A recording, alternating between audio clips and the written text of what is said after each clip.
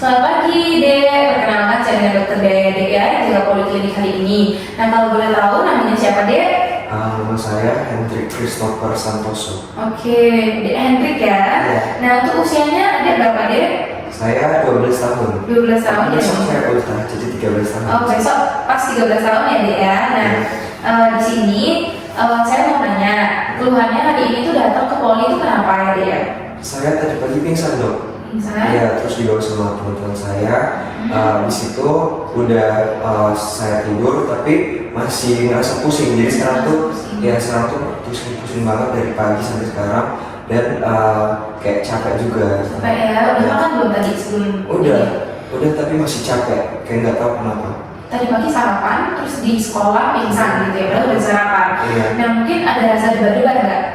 Tadi pagi pas mau pingsan, sebelum pingsan tuh matanya kayak hitam, terus berdebar-debar semuanya, tangannya gemeteran, terus tiba-tiba katanya saya udah dibawa rumah sakit gitu ya. Oke. Itu udah siang. Oke. Di sini saya cuma mau lihat dulu apakah ada pucat, ya ada sedikit pucat ya, Dek ya, emangnya. Sama ini, waktu saya sering bilang kadang tuh badan saya kuning. Kuning ya kadang. Iya. Kuning. Iya sih, sekarang ada sedikit badannya. Biasanya di sini, Dok. Matanya di sini Iya. itu sering kuning-kuning. Oh, di mata ya, Dek ya? Iya. Ya. Oke. Sebelumnya apakah ada kayak keluhan penyertanya, Dek? Misalnya kayak, maaf ya mau nanya aja, kalau di antara teman-teman yang lain, adik ini termasuk ideal nggak tubuhnya, kayak tingginya, berat badan, atau nggak kayak adik terlambat gitu? Saya sering dibully, Dok, gara-gara paling pendek di kelas juga. Paling kecil nggak? Iya. Kecil juga, paling Iya. pendek, paling kecil gitu ya, Dek ya? Iya, baik. Mungkin ada gangguan pendengaran atau penglihatan, Dek? Sebelumnya Nggak ada. nggak ada ya? Oke. Terus saya mau nanya, ada nggak riwayat penyakit sebelumnya? Kayak pernah sakit apa gitu sebelumnya? Nggak ada sih. Nggak ada ya, oke.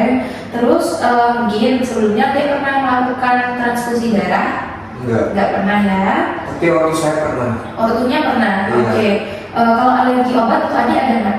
Enggak. Nggak ada juga. Nah tadi riwayat keluarga ya, adik bilang kalau misalnya orang tuanya itu melakukan transfusi darah. Nah, apakah kedua orang tua atau hanya salah satu orang tua saja? Keduanya. Keduanya. Tapi paling sering mama. Paling sering mama. Sebulan biasanya berapa kali transfusi darah pernah, Adik?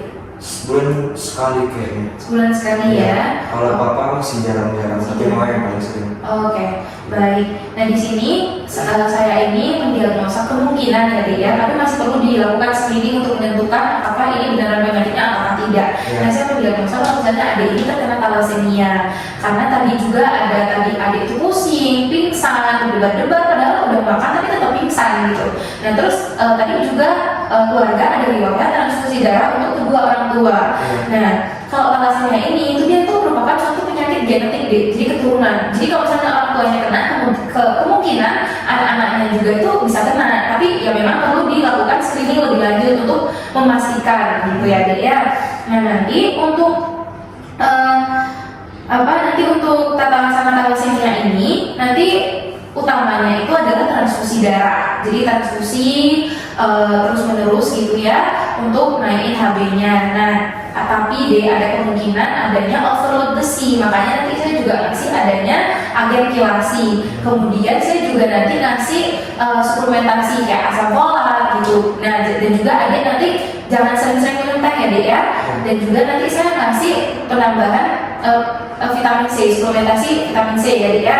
Nanti di tata laksananya. Kemudian transfusi darah ini itu memang agak mengkhawatirkan sedikit, tapi nggak usah khawatir ya, Dek ya, karena memang sebelum orang transfusi darah itu pasti dicek dulu kok. Tapi sebagian besar mungkin kelewatan missing gitu bisa menyebabkan terjadinya penyakit infeksi. Contohnya kayak hepatitis B, hepatitis C, HIV. Tapi tenang aja, Dek, sekarang sudah semakin maju, jadi kemungkinan hal tersebut itu sangat kecil gitu ya, Dek ya. Nah tapi yang mungkin terjadi adalah hemosiderosis atau penumpukan zat besi atau kayak overload besi gitu ya, Dek ya bahasanya. Makanya nanti saya kasih chelating agent atau agen kelasi agar tidak terjadi overload besi itu. Nah kemudian untuk evaluasi terapi nanti kita itu melakukan terapi pada orang thalassemia agar HB-nya itu optimal. Nah dan juga pasien ini dikasih terapi yang maksimal agar pertumbuhannya ini juga didukung. Kan tadi adik itu mengalami paling pendek dari yang lain, kemudian badannya juga kecil makanya dibully gitu ya dek ya. Dan juga monitor resiko hemosiderosis atau overload besi agar kita bisa lihat situasi besi dalam tubuh adik ini kayak gimana, lagi tinggi atau enggak. Kalau misalnya lagi tinggi ya kita pasti selalu kasih selain agent, nah gitu. Terus nanti untuk prognosisnya ini baik, tapi asalkan adik ini terapinya rutin ya. Kalau misalnya sudah waktunya transfusi darah ya transfusi darah, kita juga kasih chelatin agent. Balik-balik lagi ke hemosiderosis tadi gitu. Apakah ada yang mau ditanyakan sebelumnya? Ini saya nanti bisa sembuh atau enggak?